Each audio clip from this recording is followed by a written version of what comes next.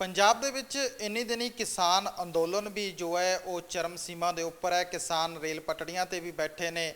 ਕੇਂਦਰ ਸਰਕਾਰ ਵੱਲੋਂ ਲਗਾਤਾਰ ਸੱਦੇ ਪੱਤਰ ਵੀ ਜਿਹੜੇ ਹੈਗੇ ਕਿਸਾਨਾਂ ਨੂੰ ਭੇਜੇ ਜਾ ਰਹੇ ਨੇ। ਇਸ ਤੋਂ ਇਲਾਵਾ ਸ਼੍ਰੋਮਣੀ ਗੁਰਦੁਆਰਾ ਪ੍ਰਬੰਧਕ ਕਮੇਟੀ ਦੀਆਂ ਚੋਣਾਂ ਜਿਹੜੀਆਂ ਨੇ ਉਸ ਨੂੰ ਲੈ ਕੇ ਤਿਆਰੀਆਂ ਜਿਹੜੀਆਂ ਸ਼ੁਰੂ ਹੋ ਗਈਆਂ ਨੇ ਤੇ ਉਮੀਦ ਹੈ ਕਿ 5 ਤੋਂ 6 ਮਹੀਨੇ ਦੇ ਵਿੱਚ ਸ਼੍ਰੋਮਣੀ ਗੁਰਦੁਆਰਾ ਪ੍ਰਬੰਧਕ ਕਮੇਟੀ ਦੀ ਚੋਣ ਵੀ ਜੋ ਹੈ ਉਹ ਹੋ ਸਕਦੀ ਹੈ। ਇਹਨਾਂ तमाम ਮੁੱਦਿਆਂ ਤੇ ਗੱਲਬਾਤ ਕਰਨ ਲਈ ਸ਼੍ਰੋਮਣੀ ਅਕਾਲੀ ਦਲ ਡੈਮੋਕ੍ਰੈਟਿਕ ਦੇ ਸੀਨੀਅਰ ਲੀਡਰ सेवा सिंह सेखवा साडे नाल ने। उन्हां नाल करदे हां तमाम मुद्दों ते गलबात। सेखवा साहब स्वागत है जी। वाहिगुरू जी का खालसा वाहिगुरू जी की फतेह। मेहरबानी जी, शुक्रिया। सेखवा साहब, पंजाब दे विच किसान अंदोलन चल रहा हैगा। इस दौरान ही जिहड़ियां पंजाब दीयां सियासी पार्टियां ने, खासकर जे मैं श्रोमणी अकाली दल की गल करां तो उन्होंने मुख मंत्री कैप्टन अमरिंदर सिंह नूं जिहड़ा अल्टीमेटम दिता गा 7 दिन का कि 7 दिन दे विच विधान सभा सैशन बुलाओ जां फिर तुहाडा जिहड़ा हैगा घिराओ कीता जाऊगा। देखो गल ये जिहड़े रवायती पार्टियां दे लीडर ने, भावें वो श्रोमणी अकाली दल आ ते भावें कांग्रेस पार्टी है, ये सारे ड्रामेबाजी कर रहे हैं। ये दोवें तरह किसान नाल संसीयर नहीं। ते जिहड़े ये बिल एक्ट बने ने, इन्हां दोवां दियां सरकारां च करीब करीब ये पास हो चुके हैं। 2006 ਵਿੱਚ ਜਦੋਂ ਕਾਂਗਰਸ ਪਾਰਟੀ ਦਾ ਰਾਜ ਸੀ ਤੇ ਕੈਪਟਨ ਹੀ ਮੁੱਖ ਮੰਤਰੀ ਸੀ, ਉਦੋਂ ਵੀ ਕਰੀਬ ਕਰੀਬ ਇਹਦੇ ਨਾਲ ਮਿਲਦਾ ਜੁਲਦਾ ਬਿੱਲ ਜਿਹੜਾ ਆ ਉਹ ਪੰਜਾਬ ਵਿਧਾਨ ਸਭਾ 'ਚ ਪਾਸ ਹੋ ਚੁੱਕਾ ਆ। ਇਸੇ ਹੀ ਤਰਜ਼ ਤੇ 2013 ਵਿੱਚ ਜਦੋਂ ਸਰਦਾਰ ਪ੍ਰਕਾਸ਼ ਸਿੰਘ ਬਾਦਲ ਦੀ ਸਰਕਾਰ ਸੀ, ਉਸ ਵੇਲੇ ਵੀ ਇਹਦੇ ਨਾਲ ਮਿਲਦਾ ਜੁਲਦਾ ਬਿੱਲ ਜਿਹੜਾ ਉਹ ਪੰਜਾਬ ਵਿਧਾਨ ਸਭਾ 'ਚ ਪਾਸ ਹੋ ਚੁੱਕਾ। फिर श्रोमणी अकाली दल का भारतीय जनता पार्टी नाल अलायंस आ, बड़ा पुराना अलायंस आ, ते NDA की सरकार जिहड़ी आ इस वेले केंद्र च चल रही है। उत्थे अपने हरसिमरत अपने कैबिनेट मिनिस्टर रही है। जदों ये ऑर्डीनेंस आए ने उस वेले बिल्कुल हरसिमरत ने उत्थे कोई विरोधता नहीं की, ये हक में फैसला दिता। अज भी अकाली दल भावें विरोध कर रहा, सुखबीर हुण विरोध कर रहा, लेकिन हरसिमरत ने अजे तक भी ये गल नहीं कही कि ये बिल जिहड़े आ किसान विरोधी आ। उन्हें रिजाइन करन तो बाद भी एक चैनल ते जिहड़ा नैशनल चैनल आ उहदे ते कहा सी भी किसान इहदा विरोध कर रहे आ, मैं इहदा विरोध नहीं करती। सो इहो जी जिहड़ी दो चित्ती की हालत आ वो अकाली दल की बनी आ। कदी ये मार्च अपने तख्तां तो कढ़दे आ, हुण ये अल्टीमेटम दिंदे आ, कदी इहदा समर्थन करदे आ, कदी इहदी विरोधता करदे आ। जिहड़ी परपक्क लीडरशिप वाली गल आ वो इस वेले अकाली दल विच नहीं रही। सुखबीर सिंह बादल कदी कोई स्टैंड लैंदा, कदी उहदे ते मुकर जांदा। जिदन आल पार्टी मीटिंग हुई आ पंजाब दी इस इशू ते, उस वेले इन्हें पूरा समर्थन किया कि ये आर्डीनेंस सही ने। फिर इन्हें जिहड़ा एग्रीकल्चर मिनिस्टर आ केंद्र दा, उहदी चिट्ठी लिया के भी लोगों नूं विखाउंदा रहा भी ये जिहड़े बिल ने ये किसानां दे पक्ष च ने। लेकिन जदों वेख्या भी किसान सारा ही पंजाब दा इन्हां दे विरुद्ध हो गया, इन्हां दा घर जाके घेर लिया, इन्हां दा अंदर वड़ना बाहर निकलना औखा कर दिता। फिर इन्हां ने फैसला किया कि हुण साडी मजबूरी आ। फिर इन्हां केंद्र तो अस्तीफा भी दिता, NDA नालों नाता भी तोड़िया ते अज हुण ये नवां ड्रामा आ कि असी हफ्ते का अल्टीमेटम दिंदे आ। काहदा अल्टीमेटम दिंदे हो तुसीं ते आप पास कर चुके हो, इहदा समर्थन कर चुके हो। ये सिर्फ 2022 की इलैक्शन वास्ते ड्रामे किए जा रहे हैं, इस तो इलावा होर कुछ भी नहीं।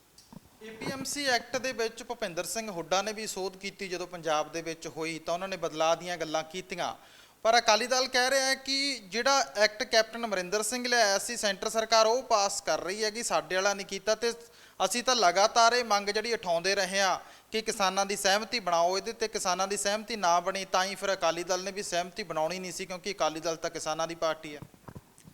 ਵੇਖੋ ਗੱਲ ਇਹ ਆ ਵੀ ਇਹ ਬਿਲਕੁਲ ਗੱਲ ਠੀਕ ਆ ਕਿ ਮਨਮੋਹਨ ਸਿੰਘ ਵੇਲੇ ਇੱਕ ਆਲ ਇੰਡੀਆ ਲੈਵਲ ਦੀ ਕਮੇਟੀ ਬਣੀ ਸੀ ਇਹ ਜਿਹੜਾ ਐਕਟ ਆ ਇਹਦੇ ਸੰਬੰਧ ਵਿੱਚ।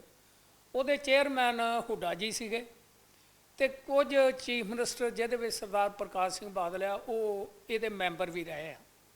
ਔਰ ਉਸ ਵੇਲੇ ਵੀ ਇਹਨਾਂ ਨੇ ਇਹਦੇ ਤੇ ਪੂਰੀ ਸਹਿਮਤੀ ਜ਼ਾਹਰ ਕੀਤੀ ਸੀ ਕਿ ਇਹ ਬਿੱਲ ਜਾਂ ਇਹ ਕਾਨੂੰਨ ਬਣਨਾ ਚਾਹੀਦਾ ਆ। ਹੁਣ ਇਹ ਜੋ ਮਰਜ਼ੀ ਆਖੀ ਜਾਣ। ਹੁਣ ਇੱਥੋਂ ਤੱਕ ਆ ਕਿ ਜਿਹੜਾ ਕੇਂਦਰੀ ਮੰਤਰੀ ਸ਼੍ਰੀ ਪੁਰੀ ਜੀ ਨੇ, ਉਹਨਾਂ ਨੇ ਕਿਹਾ ਵੀ ਮੈਂ ਵੀ ਕੈਬਨਿਟ ਵਿੱਚ ਹਾਜ਼ਰ ਸਾਂ ਤੇ ਬੀਬਾ ਜੀ ਵੀ ਹਾਜ਼ਰ ਸੀਗੇ। ਇਹਨਾਂ ਨੇ ਉੱਥੇ ਕੋਈ ਡਿਸੈਂਡਿੰਗ ਨੋਟ ਨਹੀਂ ਦਿੱਤਾ, ਉਸ ਵੇਲੇ ਇਹਦਾ ਵਿਰੋਧ ਨਹੀਂ ਕੀਤਾ ਇਸ ਆਰਡੀਨੈਂਸ ਦਾ। ਤੇ ਬੀਬਾ ਜੀ ਆਂਦੇ ਆ ਕਿ ਮੈਂ ਡਿਸੈਂਡਿੰਗ ਨੋਟ ਦਿੱਤਾ ਸੀ। ਹੁਣ ਇਹਨਾਂ ਦੋਵਾਂ ਪਾਰਟੀਆਂ ਦਾ ਫਰਜ਼ ਬਣਦਾ ਆ ਕਿ ਇਸ ਗੱਲ ਨੂੰ ਇਹ ਕਲੀਅਰ ਕਰਨ। ਲੇਕਿਨ ਜਾਪਦਾ ਇਹ ਆ ਕਿ ਜਿਵੇਂ ਅੱਜ ਵੀ ਬੀਬਾ ਜੀ ਉਹਦਾ ਵਿਰੋਧ ਨਹੀਂ ਕਰ ਰਹੇ, ਭਾਵੇਂ ਪਾਰਟੀ ਕਰਕੇ ਜਾਂ ਕਿਸਾਨਾਂ ਦੇ ਵਿਰੋਧ ਕਰਕੇ ਜਾਂ ਲੋਕਾਂ ਦੇ ਵਿਰੋਧ ਕਰਕੇ ਉਹਨਾਂ ਨੂੰ ਅਸਤੀਫਾ ਦੇਣਾ ਪਿਆ, ਲੇਕਿਨ ਮਾਨਸਿਕ ਤੌਰ ਤੇ ਅਜੇ ਵੀ ਬੀਬਾ ਜੀ ਇਸ ਗੱਲ ਦੇ ਹੱਕ 'ਚ ਨੇ ਕਿ ਇਹ ਜਿਹੜੇ ਐਕਟ ਬਣ ਗਏ ਆ ਇਹ ਕਿਸਾਨਾਂ ਦੇ ਪੱਖ 'ਚ ਨੇ।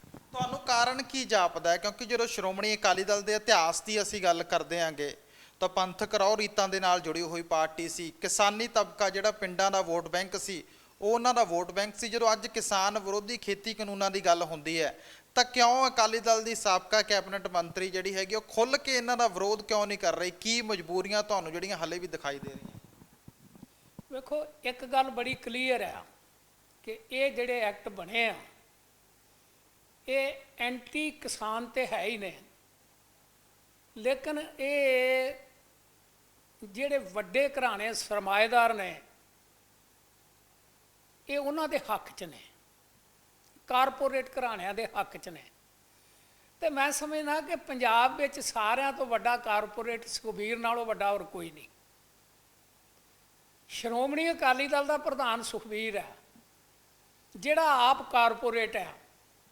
ਤੇ ਜੇ ਕਾਰਪੋਰੇਟ ਦੇ ਹੱਕਾਂ 'ਚ ਇਹ ਕਾਨੂੰਨ ਨੇ ਤੇ ਉਹਦਾ ਵਿਰੋਧ ਕਿਵੇਂ ਕਰੇਗਾ?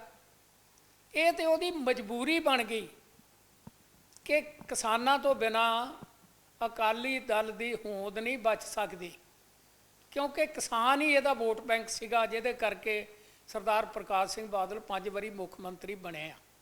ਅੱਜ ਜੇ ਉਹ ਹੀ ਸਾਰਾ ਇਹਨਾਂ ਦੇ ਵਿਰੋਧ 'ਚ ਹੋ ਜਾਂਦਾ ਤੇ ਪਾਰਟੀ ਖਤਮ ਹੋ ਗਈ।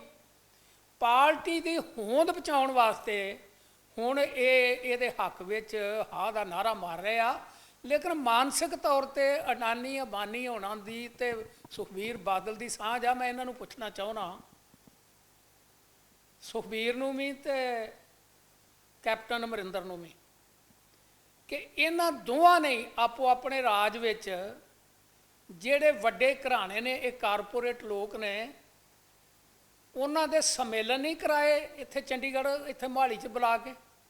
ਦੋਵਾਂ ਨੇ ਕਿਹਾ ਨਹੀਂ ਵੀ ਤੁਸੀਂ ਆਣ ਕੇ ਆਪਣੇ ਇਨਵੈਸਟਮੈਂਟ ਕਰੋ? ਜਿਹੜੇ ਸੈਲੋ ਬਣੇ ਨੇ ਮੋਗੇ ਜਾਂ ਹੋਰ ਪੰਜਾਬ ਵਿੱਚ, ਬਾਦਲ ਸਾਹਿਬ ਦੇ ਸਰਕਾਰ ਵੇਲੇ ਉਹ ਜ਼ਮੀਨ ਅਲਾਟ ਨਹੀਂ ਹੋਈ ਉਹਨਾਂ ਨੂੰ, ਉਦੋਂ ਇਹ ਹੁਕਮ ਨਹੀਂ ਹੋਏ, ਉਦੋਂ ਇਹਨਾਂ ਨੂੰ ਪਤਾ ਨਹੀਂ ਸੀਗਾ ਵੀ ਇਹ ਜਿਹੜੇ ਸੈਲੋ ਨੇ ਕਾਹਦੇ ਵਾਸਤੇ ਬਣ ਰਿਹਾ। ਸੋ ਇਸ ਕਰਕੇ ਇਹਨਾਂ ਨੂੰ ਇਹ ਸਾਰਾ ਪਤਾ ਸੀ। ਇਹ ਜੋ ਕੁਝ ਵੀ ਹੁਣ ਵਿਰੋਧ ਹੋ ਰਿਹਾ ਵਾ ਉਹ ਪਾਰਟੀ ਦੀ ਤੇ ਆਪਣੀ ਹੋਂਦ ਬਚਾਉਣ ਵਾਸਤੇ ਹੋ ਰਿਹਾ ਵਾ। ਦਿਲੋਂ ਇਹ ਚਾਹੁੰਦੇ ਨੇ ਕਿ ਇਹ ਕਾਨੂੰਨ ਲਾਗੂ ਹੋਣ, ਕਿਉਂਕਿ ਅਡਾਨੀਆਂ ਬਾਨੀਆਂ ਨੇ ਪੰਜਾਬ ਵਿੱਚ ਆਣ ਕੇ ਆਪਣੇ ਹਿੱਸੇਦਾਰ ਵੀ ਲੱਭਣੇ ਆ ਜਿਨ੍ਹਾਂ ਨੇ ਕੰਮ ਕਰਨਾ। ਸੁਖਬੀਰ ਹੋਣਾ ਨੇ ਉਹਨਾਂ ਨਾਲ ਹਿੱਸੇਦਾਰੀਆਂ ਪਾਉਣੀਆਂ ਨੇ। ਇਹ ਤਾਂ ਛੋਟੀ ਛੋਟੀਆਂ ਗੱਲਾਂ 'ਤੇ ਹਿੱਸੇਦਾਰੀਆਂ ਪਾਉਂਦੇ ਸੀ, ਤੇ ਇਹ ਤਾਂ ਬੜੀ ਵੱਡੀ ਅਮਾਊਂਟ ਦੇ ਜਿਹੜੇ ਪ੍ਰੋਗਰਾਮ ਹੈਗੇ ਆ। ਸੋ ਇਸ ਕਰਕੇ ਇਹ ਡਰਾਮੇਬਾਜ਼ੀ ਹੋ ਰਹੀ ਹੈ। ਸ਼੍ਰੋਮਣੀ ਅਕਾਲੀ ਦਲ ਡੈਮੋਕ੍ਰੈਟਿਕ ਦਾ ਸਟੈਂਡ ਕੀ ਹੈ ਇਸ ਸਮੇਂ? ਲੋਕ ਕਿਸਾਨ ਧਰਨਿਆਂ ਦੇ ਵਿੱਚ ਵੀ ਤੁਹਾਡੀ ਪਾਰਟੀ ਦੀ ਲੀਡਰਸ਼ਿਪ ਉਸ ਤਰ੍ਹਾਂ ਸਰਗਰਮ ਦਿਖਾਈ ਨਹੀਂ ਦੇ ਰਹੀ ਜਿਸ ਤਰ੍ਹਾਂ ਦਿਖਣਾ ਚਾਹੀਦਾ ਗਾ, ਕਿਉਂਕਿ ਢੀਂਡਸਾ ਸਾਹਿਬ ਨੇ ਰਾਜ ਸਭਾ ਦੇ ਵਿੱਚ ਕਿਹਾ ਹੈ ਕਿ ਸਾਡੀ ਪਾਰਟੀ ਜਿਹੜੀ ਹੈਗੀ ਉਹ ਪਹਿਲੇ ਦਿਨ ਤੋਂ ਕਿਸਾਨ ਪੱਖੀ ਹੈ, ਅਸੀਂ ਇਹਨਾਂ ਖੇਤੀ ਕਾਨੂੰਨਾਂ ਦੇ ਵਿਰੁੱਧ ਸਟੈਂਡ ਲੈਂਦੇ ਹਾਂ। ਪਰ ਜਦੋਂ ਜ਼ਮੀਨੀ ਪੱਧਰ ਤੇ ਲੜਾਈ ਲੜਨ ਦੀ ਗੱਲ ਆਉਂਦੀ ਹੈ ਤਾਂ ਉਸ ਸਮੇਂ ਕਿਤੇ ਕਮੀ ਪੇਸ਼ੀ ਜਿਹੜੀ ਹੈਗੀ ਉਹ ਦਿਖਾਈ ਦਿੰਦੀ ਹੈ। ਨਹੀਂ, ਬਿਲਕੁਲ ਨਹੀਂ। ਅਸੀਂ ਆਪਣੇ ਸਾਰੇ ਜਿੰਨੇ ਸਾਡੇ ਸਾਥੀ ਨੇ ਸਾਰੇ ਪੰਜਾਬ ਵਿੱਚ, ਸਾਰਿਆਂ ਨੂੰ ਢੀਂਡਸਾ ਸਾਹਿਬ ਨੇ ਹਦਾਇਤ ਕੀਤੀ ਆ ਕਿ ਜਿੱਥੇ ਜਿੱਥੇ ਵੀ ਕਿਤੇ ਕੋਈ ਧਰਨੇ ਲੱਗੇ ਨੇ ਉੱਥੇ ਉਹਨਾਂ 'ਚ ਜਾ ਕੇ ਪਾਰਟਿਸਿਪੇਟ ਕਰੋ। ਮੈਂ ਆਪ ਕੀਤਾ, ਆਪਣੇ ਪਰਮਿੰਦਰ ਨੇ ਵੀ ਜਾ ਕੇ ਪਾਰਟਿਸਿਪੇਟ ਕੀਤਾ, ਮੇਰਾ ਬੇਟੇ ਨੇ ਜਾ ਕੇ ਕੀਤਾ, ਸਾਡੇ ਹੋਰ ਵੀ ਜਿੰਨੇ ਸਾਥੀ ਆ ਸਾਰਿਆਂ ਨੇ ਕੀਤਾ। ਔਰ ਅਸੀਂ ਉਹਨਾਂ ਨੂੰ ਇਹ ਗੱਲ ਕਹੀ ਆ ਕਿ ਅਸੀਂ ਇਹਦੇ ਵਿੱਚੋਂ ਕੋਈ ਲਾਹ ਨਹੀਂ ਲੈਣਾ ਚਾਹੁੰਦੇ ਵੀ ਅਸੀਂ ਕੋਈ ਵੱਖਰਾ ਆਪਣੇ ਪ੍ਰੋਗਰਾਮ ਜਿਵੇਂ ਕਾਂਗਰਸ ਪਾਰਟੀ ਨੇ ਰਾਹੁਲ ਨੂੰ ਲਿਆ ਕੇ 2-3 ਦਿਨ ਇੱਥੇ ਡਰਾਮਾ ਕੀਤਾ, ਜਾਂ ਸੁਖਬੀਰ ਹੋਣਾ ਨੇ 3 ਤਖਤਾਂ ਤੋਂ ਆਪਣੇ ਜਿਹੜਿਆਂ ਨੇ ਏਸੀ ਕਾਰਾਂ 'ਚ ਬਹਿ ਕੇ ਤੇ ਡਰਾਮੇਬਾਜ਼ੀ ਕੀਤੀ ਆ। ਅਸੀਂ ਉਹੋ ਜਿਹੀ ਡਰਾਮੇਬਾਜ਼ੀ ਦੇ ਹੱਕ 'ਚ ਨਹੀਂ। ਅਸੀਂ ਤੇ ਜਿਵੇਂ ਕਿਸਾਨ ਜਥੇਬੰਦੀਆਂ ਕਹਿਣ ਕਿ ਤੁਸੀਂ ਫਲਾਣੇ ਥਾਂ ਸਾਡੀ ਮਦਦ ਕਰੋ, ਅਸੀਂ ਉਹਨਾਂ ਦੇ ਨਾਲ ਆ। ਅਸੀਂ ਉਹਨਾਂ ਨੂੰ ਸਪਸ਼ਟ ਕਿਹਾ। ਔਰ ਸਭ ਤੋਂ ਵੱਡੀ ਗੱਲ ਕਿ ਸਭ ਤੋਂ ਪਹਿਲੀ ਚਿੱਠੀ ਪ੍ਰਾਈਮ ਮਿਨਿਸਟਰ ਨੂੰ ਸਰਦਾਰ ਸੁਖਦੇਵ ਸਿੰਘ ਢੀਂਡਸਾ ਨੇ ਲਿਖੀ ਕਿ ਇਹ ਜਿਹੜੇ ਆਰਡੀਨੈਂਸ ਨੇ ਇਹਨਾਂ ਨੂੰ ਵਾਪਸ ਲਓ, ਇਹ ਕਿਸਾਨਾਂ ਦੇ ਵਿਰੋਧੀ ਨੇ, ਇਹਦੇ ਨਾਲ ਪੰਜਾਬ ਦੀ ਅਮਨ ਤੇ ਸ਼ਾਂਤੀ ਨੂੰ ਖਤਰਾ ਆ, ਇਹਦੇ ਤੇ ਤੁਸੀਂ ਦੀਰਘ ਗੌਰ ਕਰੋ। ਫਿਰ ਉਹਨਾਂ ਰਾਜ ਸਭਾ ਵਿੱਚ ਵੀ ਇਹਦੇ ਖਿਲਾਫ ਬੋਲਿਆ ਆ। ਫਿਰ ਅੱਜ ਤੱਕ ਦੀਆਂ ਉਹਨਾਂ ਦੀਆਂ ਸਾਰੀਆਂ ਸਟੇਟਮੈਂਟ ਵੀ ਨੇ। ਫਿਜ਼ੀਕਲੀ ਵੀ ਉਹਨਾਂ ਨੇ, ਉਹ ਆਪ ਤੇ ਗਏ ਨਹੀਂ ਇਸ ਕਰਕੇ ਕਿ ਉਹਨਾਂ ਨੂੰ ਕਰੋਨਾ ਹੋ ਗਿਆ ਸੀਗਾ, ਜਿਹਦੀ ਵਜ੍ਹਾ ਕਰਕੇ ਉਹਨਾਂ ਨੇ ਪਾਰਟਿਸਿਪੇਟ ਆਪ ਨਹੀਂ ਕੀਤਾ, ਲੇਕਿਨ ਬਾਕੀ ਸਾਰੀ ਜਿੰਨੀ ਲੀਡਰਸ਼ਿਪ ਆ ਉਹਨਾਂ ਨੇ ਪਾਰਟਿਸਿਪੇਟ ਕੀਤਾ ਹੈ। ਜੇ ਆਪਾਂ ਕਿਸਾਨ ਅੰਦੋਲਨਾਂ ਦੀ ਗੱਲ ਕਰੀਏ ਤਾਂ ਪੰਜਾਬ ਦੇ ਵਿੱਚ ਲੰਮੇ ਸਮੇਂ ਤੋਂ ਕਿਸਾਨ ਅੰਦੋਲਨ ਚੱਲਦੇ ਨੇ, ਸ਼ਾਂਤਮਈ ਤਰੀਕੇ ਦੇ ਨਾਲ ਚੱਲਦੇ ਨੇ ਹਮੇਸ਼ਾ। ਪਰ ਇਹ ਜਿਸ ਤਰ੍ਹਾਂ ਭਾਜਪਾ ਦੇ ਪੰਜਾਬ ਪ੍ਰਧਾਨ ਦੀ ਗੱਡੀ ਦੇ ਉੱਪਰ ਹਮਲਾ ਹੋਇਆਗਾ, ਤੇ ਤੁਹਾਨੂੰ ਕੀ ਲੱਗ ਰਿਹਾ? ਉਹਨਾਂ ਨੇ ਕਿਹਾ ਕਿ ਜਿਹੜੀਆਂ ਗੱਡੀਆਂ ਸਾਨੂੰ ਫੋਲੋ ਕਰ ਰਹੀਆਂ ਸੀ ਉਹਦੇ 'ਚੋਂ ਇੱਕ ਤੇ ਯੂਥ ਕਾਂਗਰਸ ਦਾ ਸਟicker ਵੀ ਲੱਗਿਆ ਸੀਗਾ, ਇਹ ਲੋਕ ਕਿਸਾਨ ਨਹੀਂ ਹੋ ਸਕਦੇ ਜਿਹੜਾ ਹਮਲਾ ਕਰਨ ਵਾਲੇ ਆ। ਤੁਹਾਨੂੰ ਕੀ ਲੱਗਦਾ ਕਿ ਇਹ ਕੀ ਕਿਸਾਨਾਂ ਵੱਲੋਂ ਗੁੱਸੇ 'ਚ ਕੀਤਾ ਗਿਆ ਜਾਂ ਸੱਚਮੁੱਚ ਹੀ ਕਿਸਾਨ ਅੰਦੋਲਨ ਨੂੰ ਜਿਹੜਾ ਪ੍ਰਭਾਵਿਤ ਕਰਨ ਦੀ ਕੋਸ਼ਿਸ਼ ਕਿਤੇ ਨਾ ਕਿਤੇ ਚੱਲ ਰਹੀ ਹੈ? ਦੇਖੋ, ਪਹਿਲੀ ਗੱਲ ਤਾਂ ਇਹ ਆ ਕਿ ਕਿਸਾਨ ਅੰਦੋਲਨ ਪਹਿਲਾਂ ਵੀ ਚੱਲੇ ਜਿਵੇਂ ਤੁਸੀਂ ਕਿਹਾ, ਤੇ ਹੁਣ ਵੀ 15-20 ਦਿਨ ਹੋ ਗਏ ਆ ਇਸ ਅੰਦੋਲਨ ਨੂੰ ਚੱਲਦਿਆਂ। ਕਿਤੇ ਵੀ ਕੋਈ ਹਿੰਸਕ ਵਾਰਦਾਤ ਨਹੀਂ ਕੀਤੀ ਕਿਸੇ ਵੀ ਕਿਸਾਨ ਨੇ। ਤੇ ਅਸ਼ਵਨੀ ਜੀ ਜਿਹੜੇ ਬੀਜੇਪੀ ਦੇ ਪੰਜਾਬ ਦੇ ਪ੍ਰਧਾਨ ਨੇ, ਜਿਹੜੀ ਉਹਨਾਂ ਨੇ ਹਮਲੇ ਤੋਂ ਬਾਅਦ ਸਟੇਟਮੈਂਟ ਦਿੱਤੀ ਆ, ਉਹਨਾਂ ਨੇ ਵੀ ਇਹ ਗੱਲ ਕਹੀ ਆ ਕਿ ਮੇਰੇ ਤੇ ਹਮਲਾ ਜਿਹੜਾ ਹੋਇਆ ਆ ਇਹ ਕਿਸਾਨਾਂ ਨੂੰ ਬਦਨਾਮ ਕਰਨ ਵਾਸਤੇ ਹੋਇਆ ਆ। ਔਰ ਮੈਂ ਸਮਝਦਾ ਆ ਕਿ ਕਿਸਾਨ ਅੰਦੋਲਨ ਨੂੰ ਜਿਹੜੇ ਇਹਦੇ ਵਿਰੋਧ ਵਿੱਚ ਨੇ ਉਹਨਾਂ ਨੇ ਇਹ ਹਮਲਾ ਕਰਵਾਇਆ, ਕਿਉਂਕਿ ਜਦੋਂ ਵੀ ਕੋਈ ਮੂਵਮੈਂਟ ਜਿਹੜੀ ਆ ਉਹ ਹਿੰਸਕ ਹੋ ਜਾਂਦੀ ਆ ਤੇ ਉਹਦੇ ਸਿੱਟੇ ਜਿਹੜੇ ਨੇ ਉਹ ਪੋਜ਼ਿਟਿਵ ਨਹੀਂ ਨਿਕਲਦੇ, ਉਹ ਆਪਣੇ ਨੈਗੇਟਿਵ ਵਾਲੇ ਪਾਸੇ ਚਲੇ ਜਾਂਦੇ ਆ। ਜਿੰਨੇ ਵੀ ਇਹ ਹਮਲਾ ਕੀਤਾ ਮੋਸਟ ਪ੍ਰੋਬੇਬਲੀ ਕਿਸੇ ਕਿਸਾਨ ਨੇ ਜਾਂ ਕਿਸੇ ਕਿਸਾਨ ਜਥੇਬੰਦੀਆਂ ਦੇ ਨੁਮਾਇੰਦਿਆਂ ਨੇ ਨਹੀਂ ਕੀਤਾ। ਇਹ ਸ਼ਰਾਰਤੀ ਅਨਸਰ ਆ ਜਿਹਨੇ ਹਮਲਾ ਕੀਤਾ ਵਾ। ਮੈਂ ਉਹਦੀ ਨਿੰਦਾ ਕਰਦਾ ਆ ਕਿ ਇਹੋ ਜਿਹੀ ਜਿਹੜੀ ਹਿੰਸਕ ਗੱਲ ਆ ਉਹ ਕਰਨੀ ਜਿਹੜੀ ਆ ਉਹ ਮਾੜੀ ਗੱਲ ਹੈ। ਜੇ ਆਪਾਂ ਗੱਲ ਕਰੀਏ ਕੇਂਦਰ ਸਰਕਾਰ ਦੀ, ਤਾਂ ਕੇਂਦਰ ਸਰਕਾਰ ਵੱਲੋਂ ਹੁਣ ਸੱਦਾ ਪੱਤਰ ਜਿਹੜਾ ਹੈਗਾ ਕਿਸਾਨਾਂ ਨੂੰ ਟੇਬਲ ਟਾਕ ਦੇ ਲਈ ਭੇਜਿਆ ਜਾ ਰਿਹਾ ਹੈਗਾ ਕਿ ਕਿਸਾਨ ਜਿਹੜੇ ਹੈਗੇ ਆ ਕੇ ਗੱਲਬਾਤ ਕਰਨ, ਇਹਨਾਂ ਮੁੱਦਿਆਂ ਦੇ ਉੱਪਰ ਜਿੰਨੇ ਵੀ ਖੇਤੀ ਕਾਨੂੰਨ ਨੇ ਉਹਦੇ ਤੇ ਆਪਣਾ ਪੱਖ ਰੱਖਣ, ਸਰਕਾਰ ਆਪਣਾ ਪੱਖ ਰੱਖੂਗੀ। ਤਾਂ ਤੁਹਾਨੂੰ ਕੀ ਲੱਗਦਾ ਹੈ ਕਿ ਕਿਸਾਨ ਜਥੇਬੰਦੀਆਂ 2 ਵਾਰ ਡਿਨਾਈ ਕਰ ਚੁੱਕੀਆਂ ਨੇ, ਜਿਹੜੀਆਂ ਜ਼ਿਆਦਾਤਰ ਕਿਸਾਨ ਜਥੇਬੰਦੀਆਂ ਨੇ, ਕੀ ਕਿਸਾਨਾਂ ਨੂੰ ਟੇਬਲ ਟਾਕ ਦੇ ਲਈ ਜਾਣਾ ਚਾਹੀਦਾ? ਜੇ ਜਾਣਾ ਚਾਹੀਦਾ ਤਾਂ ਕੀ ਤਰੀਕਾ ਜਿਹੜਾ ਹੈਗਾ ਉਹ ਅਪਣਾਉਣਾ ਚਾਹੀਦਾ ਕਿ ਸਹੀ ਤਰੀਕੇ ਦੇ ਨਾਲ ਕਿਸਾਨ ਵੀ ਆਪਣੀ ਗੱਲ ਰੱਖ ਸਕਣ, ਤੇ ਜਿਹੜੇ ਉਹਨਾਂ ਦੇ ਸ਼ੰਕੇ ਨੇ ਤੇ ਜਿਹੜੇ ਲੱਗ ਰਿਹਾ ਕਿ ਕਾਰਪੋਰੇਟ ਘਰਾਣੇ ਜਿਹੜੇ ਹੈਗੇ ਉਹ ਜ਼ਮੀਨਾਂ ਵੀ ਹੜੱਪ ਕਰ ਲੈਣਗੇ ਤੇ ਜ਼ਮੀਨਾਂ ਦੇ ਭਾਅ ਵੀ ਨਹੀਂ ਮਿਲਣਗੇ? ਵੇਖੋ, ਪਹਿਲੀ ਗੱਲ ਤਾਂ ਇਹ ਆ ਕਿ ਕਿਸੇ ਵੀ ਐਜੀਟੇਸ਼ਨ ਕਰਨ ਵਾਲੇ ਲੋਕਾਂ ਨੂੰ ਗੱਲਬਾਤ ਕਰਨ ਵਾਸਤੇ ਪਹਿਲਾਂ ਗਵਰਨਮੈਂਟ ਨੂੰ ਤਿਆਰ ਕਰਨਾ ਚਾਹੀਦਾ। ਉਹ ਮਾਨਸਿਕ ਤੌਰ ਤੇ ਗੱਲਬਾਤ ਕਰਨ ਨੂੰ ਤਿਆਰ ਹੋਣ, ਤੇ ਜੇ ਉਹਨਾਂ ਦੇ ਮਨ ਵਿੱਚ ਇਹ ਹੀ ਖਦਸ਼ਾ ਹੋਵੇ ਵੀ ਗਵਰਨਮੈਂਟ ਸਾਡੇ ਨਾਲ ਗੱਲ ਕਰਨ ਵਾਸਤੇ ਸਿੰਸੀਅਰਲੀ ਗੱਲ ਨਹੀਂ ਕਰ ਰਹੀ, ਤੇ ਫਿਰ ਉਹ ਗੱਲਬਾਤ ਕਰਨ ਵਾਸਤੇ ਕਿਵੇਂ ਜਾਣਗੇ? ਉਹਨਾਂ ਨੂੰ ਜਿਹੜੇ ਵੀ ਵਿਚੋਲੇ ਗੱਲਬਾਤ ਕਰਵਾ ਰਹੇ ਆ ਉਹਨਾਂ ਦਾ ਫਰਜ਼ ਬਣਦਾ ਕਿ ਦੋਵਾਂ ਧਿਰਾਂ ਨੂੰ ਪਹਿਲਾਂ ਮਾਨਸਿਕ ਤੌਰ ਤੇ ਗੱਲਬਾਤ ਵਾਸਤੇ ਤਿਆਰ ਕਰੋ। ਦੂਸਰੀ ਗੱਲ, ਜਿਹੜੀਆਂ ਕਿਸਾਨ ਜਥੇਬੰਦੀਆਂ ਨੇ ਉਹਨਾਂ ਨੂੰ ਮੈਂ ਬੇਨਤੀ ਕਰਦਾ ਕਿ ਇਹ ਬਹੁਤ ਵੱਡਾ ਮੋੜ ਆ ਕਿਸਾਨੀ ਵਾਸਤੇ। ਇਹਦੇ 'ਚ ਉਹਨਾਂ ਨੂੰ ਏਕਾ ਕਰਨਾ ਚਾਹੀਦਾ ਆ। ਪਿਛਲੇ ਕੱਲ ਵੇਖਿਆ ਗਿਆ ਕਿ ਕੁਝ ਕਿਸਾਨ ਜਥੇਬੰਦੀਆਂ ਨੇ ਕਿਹਾ ਕਿ ਅਸੀਂ ਬਿਲਕੁਲ ਗੱਲ ਨਹੀਂ ਕਰਨੀ। ਇੱਕ ਨੇ ਇਹ ਵੀ ਕਿਹਾ ਵੀ ਅਸੀਂ ਗੱਲਬਾਤ ਕਰਨ ਨੂੰ ਤਿਆਰ ਹਾਂ, ਅਸੀਂ ਜਾਵਾਂਗੇ, ਲੇਕਿਨ ਅੱਜ ਉਹਨਾਂ ਦੀ ਮੀਟਿੰਗ ਚੱਲ ਰਹੀ ਆ, ਪਤਾ ਨਹੀਂ ਉਹਦੇ 'ਚ ਕੀ ਫੈਸਲਾ ਹੁੰਦਾ ਆ। ਪਹਿਲੀ ਤਾਂ ਮੇਰੀ ਬੇਨਤੀ ਆ ਬਤੌਰ ਕਿਸਾਨ ਕਿ ਜੇਕਰ ਤੁਸੀਂ ਕਿਸਾਨ ਦਾ ਭਲਾ ਚਾਹੁੰਦੇ ਹੋ ਤਾਂ ਇਕੱਠੇ ਫੈਸਲਾ ਕਰੋ। ਜੇ ਗੱਲ ਕਰਨੀ ਆ ਸਾਰੇ ਇਕੱਠੇ ਬਹਿ ਕੇ ਕਰੋ, ਨਹੀਂ ਕਰਨੀ, ਮਾਹੌਲ ਅਜੇ ਗੱਲ ਕਰਨ ਦਾ ਨਹੀਂ, ਤੇ ਫਿਰ ਵੀ ਸਾਰੇ ਇਕੱਠੇ ਫੈਸਲਾ ਲਓ ਲੇਕਿਨ ਮੈਂ ਇੱਕ ਗੱਲ ਆਪਣੀ ਜ਼ਿੰਦਗੀ ਦੇ ਤਜਰਬੇ ਤੋਂ ਕਹਾਂਗਾ ਕਿ ਸਰਕਾਰ ਨੂੰ ਵੀ ਇਹਦੇ ਵਾਸਤੇ ਪੂਰਾ ਸੰਸੀਅਰ ਹੋਣਾ ਚਾਹੀਦਾ ਆ ਕਿ ਅਸੀਂ ਇਹ ਜੱਬ ਮੁਕਾਉਣਾ ਆ। ਇਹ ਕਿਸੇ ਢੰਗ ਨਾਲ ਵੀ ਅਸੀਂ ਕਿਸਾਨਾਂ ਨੂੰ ਆਪਣੇ ਜਿਹੜੇ ਉਹਨਾਂ ਦੇ ਖਦਸ਼ੇ ਆ ਉਹ ਦੂਰ ਕਰਨੇ ਆ। ਤੇ ਉਹ ਨਿਰਾ ਇਹ ਨਾ ਹੋਵੇ ਵੀ ਆਪਾਂ ਇਹਨਾਂ ਦੇ ਖਦਸ਼ੇ ਦੂਰ ਕਰਨੇ ਆ, ਇਹ ਸਮੱਸਿਆ ਨੂੰ ਪੱਕੇ ਤੌਰ ਤੇ ਹੱਲ ਕਰਨਾ ਚਾਹੀਦਾ ਆ। ਕਿਉਂਕਿ ਪੰਜਾਬ ਬਾਰਡਰ ਸਟੇਟ ਹੈ। ਮੈਂ ਯਾਦ ਕਰਾਉਣਾ ਚਾਹੁੰਦਾ ਕੇਂਦਰ ਨੂੰ ਕਿ ਯਾਦ ਕਰੋ ਜਦੋਂ 1980 'ਚ ਸ਼੍ਰੋਮਣੀ ਅਕਾਲੀ ਦਲ ਨੇ ਕਪੂਰੀ ਦਾ ਮੋਰਚਾ ਸ਼ੁਰੂ ਕੀਤਾ ਸੀ, ਜਿਹੜਾ ਮੁੜ ਕੇ ਧਰਮਯੁੱਧ ਮੋਰਚਾ ਬਣਿਆ। ਤੇ ਸਿਰਫ ਮੰਗਾਂ ਸੀਗੀਆਂ, ਜਿਵੇਂ ਸਾਡੀ ਰਾਜਧਾਨੀ ਦਿਓ, ਪੰਜਾਬੀ ਬੋਲਦੇ ਇਲਾਕੇ ਦਿਓ, ਹੈਡਵਰਕਸ ਦਾ ਪ੍ਰਬੰਧ ਦਿਓ, ਅਨੰਦਪੁਰ ਦਾ ਮਤਾ ਲਾਗੂ ਕਰੋ, ਇਹ ਸਾਰੀਆਂ ਮੰਗਾਂ ਸੀਗੀਆਂ। ਲੇਕਿਨ ਉਹ ਮੰਗਾਂ ਜਦੋਂ ਪੂਰੀਆਂ ਨਾ ਹੋਈਆਂ, ਕਿਸੇ ਨੇ ਉਹਨਾਂ ਗੱਲਾਂ ਵੱਲ ਧਿਆਨ ਨਹੀਂ ਦਿੱਤਾ, ਤੇ ਫਿਰ ਜੋ ਹਸ਼ਰ ਪੰਜਾਬ ਦਾ ਹੋਇਆ ਉਹ ਸਾਡੇ ਸਾਹਮਣੇ ਆ। ਇੱਕ ਸਦੀ ਪੂਰੀ ਪੰਜਾਬ ਜਿਹੜਾ ਸੀ ਹਰ ਪੱਖੋਂ, ਆਰਥਿਕ ਪੱਖੋਂ, ਸਮਾਜਿਕ ਪੱਖੋਂ, ਰਾਜਨੀਤਿਕ ਪੱਖੋਂ, ਹਰ ਪੱਖੋਂ ਇੱਕ ਸਦੀ ਪਿੱਛੇ ਪੈ ਗਿਆ। ਤੇ ਜੋ ਕੁਝ ਕੇਂਦਰ ਨੂੰ ਵੀ ਝੱਲਣਾ ਪਿਆ, ਕੇਂਦਰ ਦੇ ਜਿਹੜਾ ਪ੍ਰਾਈਮ ਮਿਨਿਸਟਰ ਸੀ ਉਹਦਾ ਮਰਡਰ ਤੱਕ ਹੋਇਆ, ਉਹਦੀ ਵਜ੍ਹਾ ਇਹ ਏਡੀ ਵੱਡੀ ਹੋਈ। ਸੋ ਮੈਂ ਅੱਜ ਵੀ ਬੜੀ ਨਿਮਰਤਾ ਨਾਲ ਕੇਂਦਰ ਨੂੰ ਵੀ ਬੇਨਤੀ ਕਰਨਾ ਕਿ ਕੋਈ ਵੀ ਜਿਹੜੀ ਐਜੀਟੇਸ਼ਨ ਹੁੰਦੀ ਆ ਉਹਨੂੰ ਬੜਾ ਸੀਰੀਅਸਲੀ ਲੈਣਾ ਚਾਹੀਦਾ ਆ। ਤੇ ਤੁਸੀਂ ਇਹ ਜਿਹੜਾ ਕਿਸਾਨ ਮਸਲਾ ਇਹਨੂੰ ਬੜੀ ਸੁਹਿਰਦਤਾ ਨਾਲ ਲਓ, ਕਿਉਂਕਿ ਤੁਸੀਂ ਆਪਣੇ ਇਲੈਕਸ਼ਨ ਮੈਨੀਫੈਸਟੋ ਵਿੱਚ ਕਿਹਾ ਆ ਕਿ ਜਿਹੜੀ ਸਵਾਮੀਨਾਥਨ ਕਮਿਸ਼ਨ ਦੀ ਰਿਪੋਰਟ ਆ ਉਹ ਅਸੀਂ ਇਨ ਬਿਨ ਲਾਗੂ ਕਰਾਂਗੇ। ਤੇ ਜੇ ਉਹ ਇਨ ਬਿਨ ਲਾਗੂ ਨਹੀਂ ਕਰਨਾ ਤੇ ਆਹ ਤੁਸੀਂ ਜਿਹੜਾ ਨਵਾਂ ਮਸਲਾ ਖੜਾ ਕਰ ਦਿੱਤਾ ਆ, ਇਹਦੇ ਨਾਲ ਸਵਾਮੀਨਾਥਨ ਕਮਿਸ਼ਨ ਦੀ ਰਿਪੋਰਟ ਜਿਹੜੀ ਆ ਉਹ ਲਾਗੂ ਨਹੀਂ ਹੁੰਦੀ। ਸੋ ਇਸ ਲਈ ਇਹਨੂੰ ਸੰਸੀਅਰਲੀ ਲੈ ਕੇ ਇਹਦਾ ਹੱਲ ਕੱਢੋ।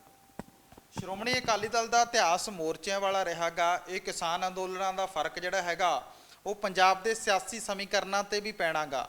ਜੇ ਆਪਾਂ 2022 ਨੂੰ ਮੱਦੇਨਜ਼ਰ ਸਾਰੀਆਂ ਪਾਰਟੀਆਂ ਰੱਖ ਰਹੀਆਂ ਨੇ, ਕਿਸੇ ਸਮੇਂ ਸ਼੍ਰੋਮਣੀ ਅਕਾਲੀ ਦਲ ਡੈਮੋਕ੍ਰੈਟਿਕ ਦੀ ਲੀਡਰਸ਼ਿਪ ਦਾ ਵੀ ਇਹ ਬਿਆਨ ਸੀਗਾ ਕਿ ਕਾਂਗਰਸ ਤੇ ਸ਼੍ਰੋਮਣੀ ਅਕਾਲੀ ਦਲ ਬਾਦਲ ਨੂੰ ਛੱਡ ਕੇ ਅਸੀਂ ਦੂਜਿਆਂ ਨਾਲ ਜਿਹੜਾ ਹੈਗਾ ਸਮਝੌਤਾ ਗੱਠਜੋੜ ਕਰਨ ਬਾਰੇ ਸੋਚ ਸਕਦੇ ਹਾਂ। ਤਾਂ ਇਹਨਾਂ ਹਾਲਾਤਾਂ ਦੇ ਵਿੱਚ ਤੁਹਾਡੀ ਪਾਰਟੀ ਕੀ ਸੋਚਦੀ ਹੈ? ਜੇਕਰ ਭਾਜਪਾ 117 ਤੇ ਚੋਣ ਲੜਨ ਦੀ ਗੱਲ ਕਰ ਰਹੀ ਹੈ, ਇਕੱਲੇ ਤਾਂ ਉਹ ਲੜਨਗੇ ਨਹੀਂ, ਗੱਠਜੋੜ ਕਰਕੇ ਲੜਨਗੇ, ਤਾਂ ਇਹਨਾਂ ਹਾਲਾਤਾਂ ਦੇ ਵਿੱਚ ਤੁਹਾਡੀ ਪਾਰਟੀ ਦਾ ਕੀ ਸਟੈਂਡ ਰਹੂਗਾ? ਕਿਉਂਕਿ ਕਿਸਾਨ ਜਿਹੜੇ ਹੈਗੇ ਨੇ ਉਹ ਭਾਜਪਾ ਨੂੰ ਕਿਸਾਨ ਵਿਰੋਧੀ ਪਾਰਟੀ ਜਿਹੜੀ ਉਹ ਐਲਾਨ ਚੁੱਕੇ ਨੇ। ਵੇਖੋ 2022 ਜੇ ਬਹੁਤ ਦੂਰ ਆ, ਉਸ ਵੇਲੇ ਤੱਕ ਕੀ ਮਾਹੌਲ ਬਣਦਾ ਆ। ਸਾਡੀ ਸਭ ਤੋਂ ਪਹਿਲਾਂ ਜਿਹੜੀ ਕੋਸ਼ਿਸ਼ ਆ ਉਹ ਸ਼੍ਰੋਮਣੀ ਗੁਰਦੁਆਰਾ ਪ੍ਰਬੰਧਕ ਕਮੇਟੀ ਦੀ ਇਲੈਕਸ਼ਨ ਲੜਨਾ ਆ। ਅਸੈਂਬਲੀ ਜਿਹੜੀ ਆ ਉਹ ਅਜੇ ਉਦੋਂ ਬਾਅਦ ਆਉਣੀ ਆ, ਇਹਦੇ ਤੇ ਅਸੀਂ ਕੰਸਨਟਰੇਟ ਕਰ ਰਹੇ ਹਾਂ। ਵਾਕਿਆ ਹੀ ਇਹ ਗੱਲ ਠੀਕ ਆ ਕਿ ਇਹ ਜਿਹੜੀਆਂ ਦੋ ਰਵਾਇਤੀ ਪਾਰਟੀਆਂ ਨੇ, ਕਾਂਗਰਸ ਤੇ ਬਾਦਲ ਦਲ, ਇਹਨਾਂ ਨਾਲ ਤੇ ਕਿਸੇ ਕੀਮਤ ਤੇ ਸਾਡਾ ਸਮਝੌਤਾ ਨਹੀਂ ਹੋ ਸਕਦਾ, ਕਿਉਂਕਿ ਅਸੂਲੀ ਤੌਰ ਤੇ ਅਸੀਂ ਇੱਕ ਦੂਜੇ ਦੇ ਖਿਲਾਫ ਹਾਂ। ਦੂਸਰਾ ਜਿਹੜਾ ਵੀ ਤੁਸੀਂ ਕਹਿ ਰਹੇ ਹੋ ਵੀ ਬੀਜੇਪੀ ਨਾਲ ਤੁਹਾਡਾ ਸਮਝੌਤਾ ਹੋ ਸਕਦਾ, ਬੀਜੇਪੀ ਨਾਲ ਸਮਝੌਤਾ ਹੋਣ ਦਾ ਮਤਲਬ ਇਹ ਖੂਹ 'ਚ ਛਾਲ ਮਾਰਨੀ, ਤੇ ਅਸੀਂ ਖੂਹ ਛਾਲ ਕਿਉਂ ਮਾਰਾਂਗੇ? ਅਸੀਂ ਬਾਕੀ ਜਿਹੜੇ ਛੋਟੇ ਦਲ ਨੇ, ਜਿਹੜੇ ਲੋਕ ਪੰਜਾਬ ਨੂੰ ਬਚਾਉਣਾ ਚਾਹੁੰਦੇ ਆ, ਜਿਹੜੇ ਪੰਜਾਬ ਦੇ ਸੁਹਿਰਦ ਲੈ ਪੰਜਾਬ ਵਾਸਤੇ, ਅਸੀਂ ਉਹਨਾਂ ਲੋਕਾਂ ਨੂੰ ਇਕੱਠੇ ਕਰਨ ਦੀ ਕੋਸ਼ਿਸ਼ ਕਰਾਂਗੇ। ਲੇਕਿਨ ਇੱਕ ਗੱਲ ਪੰਜਾਬ ਦੇ ਲੋਕਾਂ ਨੂੰ ਇਹ ਅਸੀਂ ਵਾਅਦੇ ਨਾਲ ਕਹਿੰਦੇ ਹਾਂ ਕਿ ਸਾਡੀ ਸੁਹਿਰਦਤਾ ਨਾਲ ਕੋਸ਼ਿਸ਼ ਹੋਏਗੀ ਕਿ ਪੰਜਾਬ ਵਿੱਚ ਤੀਸਰਾ ਬਦਲ ਜਿਹੜਾ ਉਹ ਬਣੇ। ਜਦੋਂ ਛੋਟੀਆਂ ਪਾਰਟੀਆਂ ਨੂੰ ਇਕੱਠੇ ਕਰਨ ਦੀ ਗੱਲ ਆਪਾਂ ਕਰਦੇ ਆਂਗੇ ਤਾਂ ਸਿਮਰਜੀਤ ਸਿੰਘ ਬੈਂਸ ਦੇ ਧੜੇ ਨਾਲ ਗੱਲ ਕਰ ਲਓ, ਉਹ ਕਹਿੰਦੇ ਕਿ ਤੁਸੀਂ ਮੂਹਰੇ ਲੱਗ ਜਾਓ, ਅਸੀਂ ਤਾਂ ਤਿਆਰ ਹਾਂ। ਸਿੱਧੂ ਸਾਹਿਬ ਕੋਈ ਰਾਹ ਹੀ ਨਹੀਂ ਦੇ ਰਹੇ ਕਿ ਉਹ ਕਿਹੜੇ ਪਾਸੇ ਜਾਣਗੇ ਜਾਂ ਰਹਿਣਗੇ। ਸੁਖਪਾਲ ਸਿੰਘ ਖਹਿਰਾ ਵੀ ਕਹਿੰਦੇ ਆ ਕਿ ਮੈਂ ਕੋਈ ਡਿਕਟੇਟਰ ਨਹੀਂ ਹੈਗਾ, ਤੁਸੀਂ ਮੂਹਰੇ ਲੱਗ ਜਾਓ, ਅਸੀਂ ਇਕੱਠੇ ਹੋਣ ਨੂੰ ਤਿਆਰ ਹਾਂ। ਪਰ ਸਵਾਲ ਇਹ ਹੈ ਕਿ ਗੱਲਬਾਤ ਕਰੇ ਕੌਣ? ਸਾਰੇ ਆਪੋ ਆਪਣੇ ਪ੍ਰੋਗਰਾਮ ਉਲੀਕਦੇ ਨੇ, ਆਪੋ ਆਪਣੇ ਪੱਧਰ ਤੇ ਬਿਆਨਬਾਜ਼ੀ ਕਰਦੇ ਨੇ, ਮੀਡੀਆ 'ਚ ਆ ਕੇ ਸਾਰੇ ਕਹਿੰਦੇ ਕਿ ਅਸੀਂ ਇਕੱਠੇ ਹੋਣ ਨੂੰ ਤਿਆਰ ਨਹੀਂ, ਪਰ ਦਿਖ ਨਹੀਂ ਰਿਹਾ ਇਕੱਠੇ ਹੁੰਦਾ ਕੋਈ। ਵੇਖੋ, ਜਿੰਨਾ ਚਿਰ ਇੱਕ ਪਲੇਟਫਾਰਮ ਨਹੀਂ ਬਣਦਾ ਉਹਨਾਂ ਚਿਰ ਹਰ ਇੱਕ ਨੇ ਆਪੋ ਆਪਣੀ ਪੋਲੀਟੀਕਲ ਸਰਗਰਮੀ ਜਿਹੜੀ ਆ ਨਾ ਉਹ ਕਾਇਮ ਰੱਖਣੀ ਆ। ਲੇਕਿਨ ਮੈਂ ਪੰਜਾਬ ਦੇ ਲੋਕਾਂ ਨੂੰ ਇਹ ਗੱਲ ਕਹਿਣੀ ਚਾਹਾਂਗਾ ਕਿ ਪਿਛਲੇ ਦਿਨਾਂ ਵਿੱਚ ਸਾਡੀਆਂ ਆਪਸ ਵਿੱਚ ਕਾਫੀ ਮੀਟਿੰਗਾਂ ਹੋਈਆਂ ਨੇ, ਅਜੇ ਮੈਂ ਉਹਨਾਂ ਨੂੰ ਡਿਸਕਲੋਜ਼ ਨਹੀਂ ਕਰਨੀ ਚਾਹਾਂਗਾ, ਲੇਕਿਨ ਅਸੀਂ ਸਾਰੇ ਹੀ ਜਿੰਨੇ ਪਾਰਟੀਆਂ, ਛੋਟੀਆਂ ਪਾਰਟੀਆਂ ਜਾਂ ਗਰੁੱਪ ਨੇ, ਉਹਨਾਂ ਨਾਲ ਮੀਟਿੰਗਾਂ ਕਰ ਚੁੱਕੇ ਹਾਂ। ਔਰ ਮੈਨੂੰ ਪੂਰਨ ਉਮੀਦ ਆ ਕਿ ਪੰਜਾਬ ਨੂੰ ਬਚਾਉਣ ਵਾਸਤੇ ਇਹ ਲੋਕ ਇੱਕ ਪਲੇਟਫਾਰਮ 'ਤੇ ਇਕੱਠੇ ਹੋਣਗੇ। ਐਸਜੀਪੀਸੀ ਚੋਣਾਂ ਦੀ ਤੁਸੀਂ ਗੱਲ ਕੀਤੀ, ਸ਼੍ਰੋਮਣੀ ਗੁਰਦੁਆਰਾ ਪ੍ਰਬੰਧਕ ਕਮੇਟੀ ਚੋਣਾਂ ਦਾ ਜਿਹੜਾ ਇੱਕ ਤਰ੍ਹਾਂ ਨਾਲ ਜਦੋਂ ਗੁਰਦੁਆਰਾ ਕਮਿਸ਼ਨ ਦਾ ਗਠਨ ਹੋ ਗਿਆ, ਚੋਣ ਕਮਿਸ਼ਨਰ ਲਾ ਦਿੱਤੇ ਗਏ ਨੇ, ਤਾਂ ਕਿੰਨੇ ਕੁ ਸਮੇਂ 'ਚ ਤੁਹਾਨੂੰ ਆਸ ਹੈ ਕਿ ਜਿਹੜੀਆਂ ਸ਼੍ਰੋਮਣੀ ਗੁਰਦੁਆਰਾ ਪ੍ਰਬੰਧਕ ਕਮੇਟੀ ਦੀਆਂ ਚੋਣਾਂ ਦਾ ਐਲਾਨ ਜਿਹੜਾ ਉਹ ਹੋ ਸਕਦਾ? ਵੇਖੋ, ਅੱਜ ਇੱਕ ਅਖਬਾਰ 'ਚ ਖਬਰ ਆਈ ਹੈ ਕਿ ਆਪਣੇ ਸਾਰੋ ਸਾਹਿਬ ਨੇ ਯੈਸ ਕਰ ਦਿੱਤੀ ਆ, ਤੇ ਉਹਨਾਂ ਕਿਹਾ ਵੀ 2-3 ਦਿਨ ਵਿੱਚ ਮੈਂ ਜੁਆਇਨ ਕਰ ਲਾਂਗਾ। ਸਾਰੋ ਸਾਹਿਬ ਇੱਕ ਬਹੁਤ ਕਾਬਲ ਆਪਣੇ ਜੱਜ ਰਹੇ ਨਾ, ਬੜੇ ਵਧੀਆ ਇਨਸਾਨ ਨੇ, ਬੜੇ ਅੱਛੇ ਐਡਮਿਨਿਸਟ੍ਰੇਟਰ ਨੇ। ਮੈਨੂੰ ਉਮੀਦ ਆ ਕਿ ਉਹਨਾਂ ਦੇ ਆਉਣ ਨਾਲ ਸ਼੍ਰੋਮਣੀ ਗੁਰਦੁਆਰਾ ਪ੍ਰਬੰਧਕ ਕਮੇਟੀ ਦੀ ਇਲੈਕਸ਼ਨ ਹੋਣ 'ਚ ਜੇ ਕੋਈ ਮਾੜੀ ਮੋਟੀ ਅੜਚਣ ਵੀ ਸੀ ਤੇ ਉਹ ਦੂਰ ਕਰ ਦੇਣਗੇ। ਤੇ ਕਰੀਬ 6 ਮਹੀਨੇ ਦਾ ਇਹ ਪ੍ਰੋਸੀਜਰ ਆ, ਇਹ ਸਾਰਾ ਪ੍ਰੋਸੈਸ 6 ਮਹੀਨੇ 'ਚ ਕੰਪਲੀਟ ਹੋ ਸਕਦਾ। ਔਰ ਸਾਰੋ ਸਾਹਿਬ ਵਰਗੇ ਆਦਮੀ ਜਿਹੜੇ ਆ ਉਹਨਾਂ ਵਾਸਤੇ ਕੋਈ ਔਖਾ ਨਹੀਂ। ਤੇ ਮੈਨੂੰ ਉਮੀਦ ਆ ਕਿ ਜੂਨ 21 ਤੋਂ ਪਹਿਲਾਂ ਸ਼੍ਰੋਮਣੀ ਗੁਰਦੁਆਰਾ ਪ੍ਰਬੰਧਕ ਕਮੇਟੀ ਦੀ ਇਲੈਕਸ਼ਨ ਜਿਹੜੀ ਆ ਉਹ ਹੋ ਜਾਏਗੀ। ਸ਼੍ਰੋਮਣੀ ਗੁਰਦੁਆਰਾ ਪ੍ਰਬੰਧਕ ਕਮੇਟੀ ਦੀ ਇਲੈਕਸ਼ਨ ਜਿਹੜੀ ਹੈਗੀ ਹੈ, ਸ਼੍ਰੋਮਣੀ ਅਕਾਲੀ ਦਲ ਬਾਦਲ ਨੇ ਵੀ ਲੜਨੀ ਹੈ, ਬੇਸ਼ੱਕ ਆਪਣੇ ਪਾਰਟੀ ਸਿੰਬਲ ਤੇ ਨਹੀਂ ਲੜਨੀ। ਤਾਂ ਇਹਨਾਂ ਹਾਲਾਤਾਂ ਦੇ ਵਿੱਚ ਕਈ ਧੜੇ ਨੇ, ਜਿਸ ਤਰ੍ਹਾਂ ਜਥੇਦਾਰ ਰਣਜੀਤ ਸਿੰਘ ਦਾ ਪੰਥਕ ਅਕਾਲੀ ਲਹਿਰ ਹੈ, ਸ਼੍ਰੋਮਣੀ ਅਕਾਲੀ ਦਲ ਡੈਮੋਕ੍ਰੈਟਿਕ ਹੈ, ਤੇ ਰਣਜੀਤ ਸਿੰਘ ਬ੍ਰਹਮਪੁਰਾ ਸਾਹਿਬ ਨੇ ਜਿਨ੍ਹਾਂ ਦੇ ਸਾਥੀ ਤੁਸੀਂ ਵੀ ਰਹੇ ਹੋ, ਤੇ ਉਹਨਾਂ ਦੇ ਨਾਲ ਕੋਈ ਗੱਲਬਾਤ ਤੁਹਾਡੀ ਚੱਲ ਰਹੀ ਹੈ ਜਾਂ ਫਿਰ ਵੱਖੋ ਵੱਖਰੀਆਂ ਹੋ ਕੇ ਸਾਰੀਆਂ ਧਿਰਾਂ ਜਿਹੜੀਆਂ ਹੈਗੀਆਂ ਸ਼੍ਰੋਮਣੀ ਗੁਰਦੁਆਰਾ ਪ੍ਰਬੰਧਕ ਕਮੇਟੀ ਦੀਆਂ ਚੋਣਾਂ ਲੜਨਗੀਆਂ? ਵੇਖੋ, ਸ਼੍ਰੋਮਣੀ ਗੁਰਦੁਆਰਾ ਪ੍ਰਬੰਧਕ ਕਮੇਟੀ ਦੀ ਇਲੈਕਸ਼ਨ ਵਾਸਤੇ ਸਾਡੀਆਂ ਮੀਟਿੰਗਾਂ ਹੋ ਚੁੱਕੀਆਂ। ਜਿਵੇਂ ਤੁਸੀਂ ਕਿਹਾ ਆ, ਭਾਈ ਰਣਜੀਤ ਸਿੰਘ ਹੋਣਾ ਨਾਲ ਵੀ ਸਾਡੀ ਮੀਟਿੰਗ ਹੋ ਚੁੱਕੀ ਆ, ਅਸੀਂ ਸਟੇਜਾਂ ਵੀ ਸਾਂਝੀਆਂ ਕੀਤੀਆਂ ਨੇ। ਬ੍ਰਹਮਪੁਰਾ ਸਾਹਿਬ ਤੇ ਢੀਂਡਸਾ ਸਾਹਿਬ ਦੀ ਵੀ ਮੀਟਿੰਗ ਹੋ ਚੁੱਕੀ ਆ, ਅਸੀਂ ਸਟੇਜਾਂ ਵੀ ਸਾਂਝੀਆਂ ਕੀਤੀਆਂ ਨੇ। ਸਰਦਾਰ ਰਵੀ ਇੰਦਰ ਸਿੰਘ ਹੋਣੀ, ਉਹਨਾਂ ਨਾਲ ਵੀ ਸਾਡੀ ਗੱਲ ਹੋ ਚੁੱਕੀ ਆ, ਉਹਨਾਂ ਨਾਲ ਵੀ ਅਸੀਂ ਸਟੇਜਾਂ ਸਾਂਝੀਆਂ ਕੀਤੀਆਂ। ਇਹਦੇ ਤੋਂ ਇਲਾਵਾ ਫੁਲਕਾ ਸਾਹਿਬ ਨਾਲ ਵੀ ਸਾਡੀ ਮੀਟਿੰਗ ਜਿਹੜੀ ਆ ਉਹ ਹੋ ਚੁੱਕੀ ਆ। ਹੋਰ ਵੀ ਕਾਫੀ ਇਸ ਤਰ੍ਹਾਂ ਦੇ ਜਿਹੜੇ, ਇੱਕ ਤਾਂ ਵੇਖੋ ਯੂਨਾਈਟਿਡ ਅਕਾਲੀ ਦਲ ਮੋਹਕਮ ਸਿੰਘ ਹੋਣ ਵਾਲਾ ਸਾਡੇ ਚੋਂ ਜੀ ਮਰਜ ਹੋ ਗਿਆ, ਜਿਹੜਾ ਦੂਸਰਾ ਆਪਣੇ ਯੂਨਾਈਟਿਡ ਅਕਾਲੀ ਦਲ ਆ ਉਹਨਾਂ ਨਾਲ, ਤੇ ਹੋਰ ਜਿਹੜੇ ਨਿੱਕੇ ਨਿੱਕੇ ਦਲ ਨੇ ਉਹਨਾਂ ਨਾਲ ਵੀ ਗੱਲਬਾਤ ਜਿਹੜੀ ਹੈ ਸਾਡੀ ਹੋ ਰਹੀ ਆ। ਤੇ ਮੈਨੂੰ ਪੂਰਨ ਉਮੀਦ ਆ ਕਿ ਬਾਦਲ ਦਲ ਨੇ ਜਿਹੜਾ ਕਬਜ਼ਾ ਕੀਤਾ ਸ਼੍ਰੋਮਣੀ ਕਮੇਟੀ ਤੇ ਅਕਾਲ ਤਖਤ ਤੇ, ਉਹ ਕਬਜ਼ਾ ਛਡਾਉਣ ਵਾਸਤੇ ਇਹ ਸਾਰੀਆਂ ਧਿਰਾਂ ਇੱਕ ਪਲੇਟਫਾਰਮ 'ਤੇ ਇਕੱਠੀਆਂ ਹੋਣਗੀਆਂ, ਤਾਂ ਕਿ ਜੋ ਹੇਠੀ ਹੋਈ ਆ ਕੌਮ ਦੀ, ਇਹਨਾਂ ਦੇ ਪ੍ਰਬੰਧ ਦੇ ਦੌਰਾਨ ਸ਼੍ਰੀ ਅਕਾਲ ਤਖਤ ਸਾਹਿਬ ਦੀ ਮਾਣ ਮਰਯਾਦਾ ਨੂੰ ਸੱਟ ਵੱਜੀ ਆ। ਜਿਸ ਤਰ੍ਹਾਂ ਸ਼੍ਰੋਮਣੀ ਗੁਰਦੁਆਰਾ ਪ੍ਰਬੰਧਕ ਕਮੇਟੀ 'ਚ ਕਰਪਸ਼ਨ, ਇੱਥੋਂ ਤੱਕ ਕਿ ਗੁਰੂ ਮਹਾਰਾਜ ਦੇ ਸਰੂਪ ਵੀ ਵੇਚੇ ਗਏ ਤੇ ਸਾਰੀ ਕੌਮ ਦੀ ਬਦਨਾਮੀ ਹੋਈ ਆ, ਉਹਨੂੰ ਦੂਰ ਕਰਨ ਵਾਸਤੇ ਅਸੀਂ ਸਾਰੇ ਇੱਕ ਪਲੇਟਫਾਰਮ 'ਤੇ ਇਕੱਠੇ ਹੋ ਕੇ ਇਹਨਾਂ ਕੋਲੋਂ ਉੱਦਾਂ ਗੁਰਦੁਆਰੇ ਸ਼੍ਰੋਮਣੀ ਕਮੇਟੀ ਤੇ ਅਕਾਲ ਤਖਤ ਦਾ ਯਾਦ ਕਰਾਵਾਂਗੇ ਜਿਵੇਂ ਕਦੀ ਮਹੰਤਾਂ ਕੋਲੋਂ ਕਰਵਾਏ ਸੀ। ਜਥੇਦਾਰ ਰਣਜੀਤ ਸਿੰਘ ਕਹਿੰਦੇ ਨੇ ਕਿ ਜਿਹੜੀ ਲਾਸਟ ਇਲੈਕਸ਼ਨ ਹੋਈ ਹੈ, ਬੇਸ਼ੱਕ ਕਾਫੀ ਸਮਾਂ ਪਹਿਲਾਂ ਹੋਈ ਹੈ, 2011 ਤੋਂ ਡਿਊ ਇਲੈਕਸ਼ਨ ਆ, ਤਾਂ ਉਹ ਕਹਿੰਦੇ ਕਿ ਉਹ ਫੇਅਰ ਇਲੈਕਸ਼ਨ ਨਹੀਂ ਹੋਈ ਸੀ। ਤਾਂ ਤੁਹਾਨੂੰ ਉਮੀਦ ਹੈ ਕਿ ਇਸ ਵਾਰ ਜਿਹੜੀ ਫੇਅਰ ਇਲੈਕਸ਼ਨ ਹੋਊ? ਤੁਸੀਂ ਜਥੇਦਾਰ ਸਾਹਿਬ ਦੀ ਗੱਲ ਨਾਲ ਕਿੰਨੇ ਕੁ ਸਹਿਮਤ ਹੋ ਕਿ ਉਹ ਇਲੈਕਸ਼ਨ ਜਿਹੜੀ ਹੈਗੀ ਹੈ ਪੂਰੀ ਤਰ੍ਹਾਂ ਫੇਅਰ ਨਹੀਂ ਹੋਈ, ਉਹ 'ਚ ਧੱਕੇਸ਼ਾਹੀ ਜਿਹੜੀ ਉਹ ਕੀਤੀ ਗਈ ਹੈ? ਵੇਖੋ, ਇੱਕ ਗੱਲ ਤਾਂ ਬੜੀ ਕਲੀਅਰ ਆ ਵੀ 11 ਤੋਂ ਲੈ ਕੇ 20 ਆ ਗਿਆ ਤੇ 8-9 ਸਾਲ ਹੋ ਗਏ, ਇਹ ਇਲੈਕਸ਼ਨ ਕਿਉਂ ਨਹੀਂ ਹੋਈ? ਚਲੋ ਮੰਨ ਲਓ ਪਹਿਲਾਂ ਸੁਪਰੀਮ ਕੋਰਟ ਦਾ ਦਖਲ ਸੀਗਾ, ਉੱਥੇ ਕੇਸ ਚੱਲਦਾ ਸੀ, ਲੇਕਿਨ 16 'ਚ ਤਾਂ ਫੈਸਲਾ ਹੋ ਚੁੱਕਾ ਸੀ, ਫਿਰ ਵੀ 4 ਸਾਲ ਲੰਘ ਗਏ। ਅਸਲੀਅਤ ਇਹ ਆ ਕਿ ਬਾਦਲ ਪਰਿਵਾਰ ਦੀ ਪਿਛਲੇ ਜਿਹੜੀਆਂ ਘਟਨਾਵਾਂ ਵਾਪਰੀਆਂ, ਸੌਦੇ ਸਾਧ ਨੂੰ ਮਾਫੀ ਦੇਣੀ, ਬਰਗਾੜੀ ਵਾਲਾ ਮਸਲਾ, ਬਾਈਬਲ ਕਲਾਂ ਵਾਲਾ ਮਸਲਾ, ਹੁਣ 328 ਸਰੂਪਾਂ ਵਾਲਾ ਮਸਲਾ, ਇਹ ਐਸੀਆਂ ਘਟਨਾਵਾਂ ਨੇ ਕਿ ਜਿਹੜੀਆਂ ਤੋਂ ਬਾਦਲ ਦਲ ਮਹਿਸੂਸ ਕਰਦਾ ਸੀ ਕਿ ਲੋਕ ਸਾਡੇ ਖਿਲਾਫ ਹੋ ਗਏ, ਜੇ ਇਲੈਕਸ਼ਨ ਹੋ ਗਈ ਤੇ ਲੋਕਾਂ ਸਾਨੂੰ ਨਕਾਰ ਦੇਣਾ। ਜਿਹਦੀ ਵਜ੍ਹਾ ਕਰਕੇ ਉਹ ਕੇਂਦਰ 'ਚ ਉਹਨਾਂ ਦੀ ਭਾਈਵਾਲੀ ਹੋਣ ਕਰਕੇ ਇਲੈਕਸ਼ਨ ਉਹਨਾਂ ਹੁਣ ਤੱਕ ਹੋਣ ਨਹੀਂ ਦਿੱਤੀ। ਉਹਨਾਂ ਦੀ ਕੋਸ਼ਿਸ਼ ਸੀ ਕਿ ਸ਼ਾਇਦ 2022 'ਚ ਸਾਡਾ ਦਾ ਲੱਗ ਜਾਏ, ਸਾਡੀ ਸਰਕਾਰ ਬਣ ਜਾਏ ਤੇ ਅਸੀਂ ਇਲੈਕਸ਼ਨ ਫੇਰ ਕਰਾਈਏ। ਇਹ ਡਿਲੇ ਇਸ ਕਰਕੇ ਹੁੰਦੀ ਰਹੀ।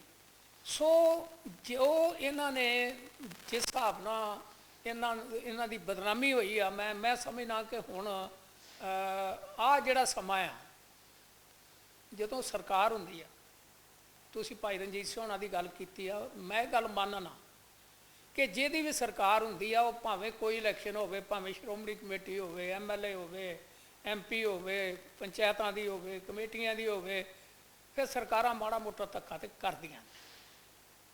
ਤੇ ਇਹ ਉਦੋਂ ਵੀ ਹੋਇਆ, ਤੇ ਇਹ ਪਿਛਲੀਆਂ ਜਿੰਨੀਆਂ ਵੀ ਇਲੈਕਸ਼ਨਾਂ ਹੋਈਆਂ ਸਾਰੀਆਂ 'ਚ ਜਿਹਦਾ ਦਾ ਲੱਗਾ ਉਹਨੇ ਲਾਇਆ। ਹੁਣ ਉਮੀਦ ਇਹ ਆ ਕਿ ਇੱਕ ਤੇ ਜਿਹੜੀ ਹੁਣ ਇਲੈਕਸ਼ਨ ਹੋਏਗੀ ਉਹਦੇ 'ਚ ਇੱਕ ਗੱਲ ਕਲੀਅਰ ਹੋ ਗਈ ਕਿ ਜਿਹੜੇ ਸਹਿਜਧਾਰੀ ਆ ਉਹਨਾਂ ਦੀ ਵੋਟ ਨਹੀਂ ਪਏਗੀ। ਉਹਦੇ ਨਾਲ ਬੜਾ ਵੱਡਾ ਫਰਕ ਪਏਗਾ, ਕਿਉਂਕਿ ਉਸ ਵੇਲੇ ਇਕੱਲੇ ਸਿੱਖਾਂ ਦੀਆਂ ਵੋਟਾਂ ਨਹੀਂ ਪਈਆਂ, ਉਹ ਸਹਿਜਧਾਰੀ ਬਣਾ ਕੇ ਕਈ ਜਿਹੜੇ ਗੈਰ ਸਿੱਖ ਸੀ ਉਹਨਾਂ ਦੀਆਂ ਵੀ ਵੋਟਾਂ ਬਣਾਈਆਂ ਤੇ ਪਈਆਂ। ਮੈਂ ਅਪੀਲ ਕਰਨਾ ਸਾਰੋ ਸਾਹਿਬ ਨੂੰ ਇੱਕ, ਕਿ ਜੇ ਹੁਣ ਫੈਸਲਾ ਇਹ ਹੋ ਗਿਆ ਵੀ ਜਿਹੜੇ ਗੁਰਸਿੱਖ ਨੇ ਉਹਨਾਂ ਦੀਆਂ ਵੋਟਾਂ ਪੈਣੀਆਂ ਨੇ, ਜਿਹੜੇ ਜਟਾ ਜੂਟ ਨੇ ਉਹਨਾਂ ਦੀਆਂ ਵੋਟਾਂ ਪੈਣੀਆਂ, ਜਿਹੜੇ ਪਤਤ ਨੇ ਜਾਂ ਜਿਨ੍ਹਾਂ ਨੂੰ ਸਹਿਜਧਾਰੀ ਕਹਿੰਦੇ ਉਹਨਾਂ ਦੀ ਵੋਟ ਨਹੀਂ ਪੈਣੀ, ਤੇ ਉਹਦਾ ਸਭ ਤੋਂ ਵੱਡਾ ਪ੍ਰਬੰਧ ਇਹ ਆ ਕਿ ਜਿਹੜੀ ਸਾਡੀ ਵੋਟਰ ਲਿਸਟ ਬਣੇ। ਜਿਵੇਂ ਉਹ ਅਸੈਂਬਲੀ ਪਾਰਲੀਮੈਂਟ 'ਚ ਜਿਹੜਾ ਵੋਟਰ ਆ ਉਹਦੀ ਫੋਟੋ ਹੁੰਦੀ ਆ ਨਾਲ, ਇਹਦੇ ਵਿੱਚ ਵੀ ਨਾਲ ਫੋਟੋਆਂ ਲੱਗਣ, ਤਾਂ ਕਿ ਕੋਈ ਜਾਲੀ ਵੋਟ ਜਿਹੜੀ ਆ, ਜੇ ਕੋਈ ਪਾਉਣੀ ਵੀ ਚਾਹੇ ਸਰਕਾਰ, ਕੋਈ ਅਸਰਅੰਦਾਜ਼ ਹੋਣਾ ਵੀ ਚਾਹੇ ਤਾਂ ਨਾ ਹੋਵੇ। ਸੋ ਉਮੀਦ ਆ ਕਿ ਜੇ ਇਹੋ ਜਿਹੇ ਪ੍ਰਬੰਧ ਹੋ ਜਾਣ, ਨਾਲੇ ਜਿਵੇਂ ਮੈਂ ਪਹਿਲਾਂ ਕਿਹਾ ਕਿ ਸਾਰੋ ਸਾਹਿਬ ਵਰਗੇ ਬੰਦੇ ਦੇ ਹੁੰਦਿਆਂ ਕੋਈ 19-21 ਹੋਣੀ ਜਿਹੜੀ ਆ ਨਾ, ਉਹ ਮੁਸ਼ਕਲ ਹੈ। ਸੇਖਵਾਂ ਸਾਹਿਬ ਸ਼੍ਰੋਮਣੀ ਗੁਰਦੁਆਰਾ ਪ੍ਰਬੰਧਕ ਕਮੇਟੀ ਦੀ ਚੋਣ ਲੜਨਗੇ ਜਾਂ 2022 ਦੀ ਵਿਧਾਨ ਸਭਾ ਚੋਣ ਲੜਨਗੇ? ਕਿਉਂਕਿ ਤੁਹਾਡੀ ਪਾਰਟੀ ਦੇ ਪ੍ਰਧਾਨ ਵੀ ਇਹ ਕਹਿੰਦੇ ਨੇ ਕਿ ਜਿਹੜਾ ਪੰਥਕ SGPC ਦੀਆਂ ਚੋਣਾਂ ਲੜੂਗਾ ਉਹ ਪੋਲੀਟੀਕਲ ਚੋਣ ਨਹੀਂ ਲੜ ਸਕਦਾ, ਤੇ ਜਿਹੜਾ ਪੋਲੀਟੀਕਲ ਚੋਣ ਲੜੂਗਾ ਉਹ SGPC ਦੀ ਚੋਣ ਨਹੀਂ ਲੜ ਸਕਦਾ। ਤੇ ਅਕਾਲੀ ਦਲ ਦਾ ਵੀ ਇਹੀ ਦੋਸ਼ ਹੈ ਕਿ ਸੇਖਵਾਂ ਸਾਹਿਬ ਪ੍ਰਧਾਨ ਬਣਨਾ ਚਾਹੁੰਦੇ ਸੀ, ਉਹਨਾਂ ਨੂੰ ਪ੍ਰਧਾਨ ਬਣਾਇਆ ਨਹੀਂ, ਇਸ ਕਰਕੇ ਉਹਨਾਂ ਨੂੰ ਹੁਣ ਸ਼੍ਰੋਮਣੀ ਅਕਾਲੀ ਦਲ ਬਾਦਲ ਜਿਹੜਾ ਚੰਗਾ ਲੱਗਣੋਂ ਹਟ ਗਿਆ। ਫਿਰ ਸੇਖਵਾਂ ਸਾਹਿਬ ਕਿਹੜੀ ਚੋਣ ਦੇ ਲਈ ਤਿਆਰ ਹੈ? ਵੇਖੋ, ਉਹਨਾਂ ਦਾ ਜਿਹੜਾ ਮੇਰੇ ਤੇ ਇਹ ਇਲਜ਼ਾਮ ਲਾਉਣਾ ਵੀ ਅਸੀਂ ਪ੍ਰਧਾਨ ਨਹੀਂ ਬਣਾਇਆ ਤੇ ਉਹ ਸਾਡੇ ਨਾਲ ਨਾਰਾਜ਼ ਹੋ ਕੇ ਤੇ ਫਿਰ ਇਹ ਗੱਲਾਂ ਕਰਦੇ ਆ। ਮੈਂ 2 ਵਾਰੀ ਵਜ਼ੀਰ ਬਣਿਆ, ਮੈਨੂੰ ਬਹੁਤ ਕੁਛ ਦਿੱਤਾ ਪਾਰਟੀ ਨੇ, ਲੇਕਿਨ ਆਈਡੀਆਲੋਜੀਕਲੀ ਜਿਹੜੇ ਡਿਫਰੈਂਸਿਸ ਨੇ ਉਹਨਾਂ ਦੀ ਵਜ੍ਹਾ ਕਰਕੇ, ਔਰ ਖ਼ਾਸ ਕਰਕੇ ਜਦੋਂ ਗੁਰੂ ਗ੍ਰੰਥ ਸਾਹਿਬ ਨੂੰ ਪਿੱਠ ਦੇਤੀ ਅਕਾਲੀ ਲੀਡਰਸ਼ਿਪ ਨੇ, ਤੇ ਫਿਰ ਮੇਰੇ ਵਾਸਤੇ ਤੇ ਪਹਿਲਾਂ ਗੁਰੂ ਆ, ਪਹਿਲਾਂ ਗੁਰੂ ਗ੍ਰੰਥ ਸਾਹਿਬ ਆ, ਉਦੋਂ ਬਾਅਦ ਰਾਜਨੀਤੀ ਜਾਂ ਅਹੁਦੇ ਨੇ। ਮੈਂ ਇਸ ਕਰਕੇ ਅਕਾਲੀ ਦਲ ਤੋਂ ਪਿੱਛੇ ਹਟਿਆ, ਨਾ ਕਿ ਇਸ ਕਰਕੇ ਵੀ ਮੈਨੂੰ ਆਹ ਅਹੁਦਾ ਨਹੀਂ ਮਿਲਿਆ। ਜਿਸ ਬੰਦੇ ਨੂੰ ਵਜ਼ਾਰਤ ਵਿੱਚ ਇੰਨੀ ਵਾਰੀ ਜਗ੍ਹਾ ਮਿਲੀ ਹੋਵੇ, ਹੋਰ ਉਹਨੇ ਕੀ ਲੈਣਾ। ਸੋ ਇਹ ਸਨ ਸੇਵਾ ਸਿੰਘ ਸੇਖਵਾਂ, ਜਿਨ੍ਹਾਂ ਆਖਿਆ ਕਿ ਉਹ ਬੇਸ਼ੱਕ ਜ਼ਿੰਦਗੀ 'ਚ ਕੋਈ ਚੋਣ ਨਹੀਂ ਲੜਨਗੇ, ਪਰ ਸ਼੍ਰੋਮਣੀ ਅਕਾਲੀ ਦਲ ਡੈਮੋਕ੍ਰੈਟਿਕ ਜੋ ਹੈ ਉਹ ਸ਼੍ਰੋਮਣੀ ਗੁਰਦੁਆਰਾ ਪ੍ਰਬੰਧਕ ਕਮੇਟੀ ਦੀਆਂ ਚੋਣਾਂ ਨੂੰ ਪਹਿਲਾ ਮਿਸ਼ਨ ਲੈ ਕੇ ਚੱਲ ਰਹੀ ਹੈ, ਜਿਸ 'ਚ ਤਮਾਮ ਪੰਥਕ ਧਿਰਾਂ ਦੇ ਨਾਲ ਇਕਜੁੱਟਤਾ ਦੇ ਲਈ ਕੋਸ਼ਿਸ਼ ਹੈ ਜਿਹੜੀ ਉਹ ਜਾਰੀ ਹੈ।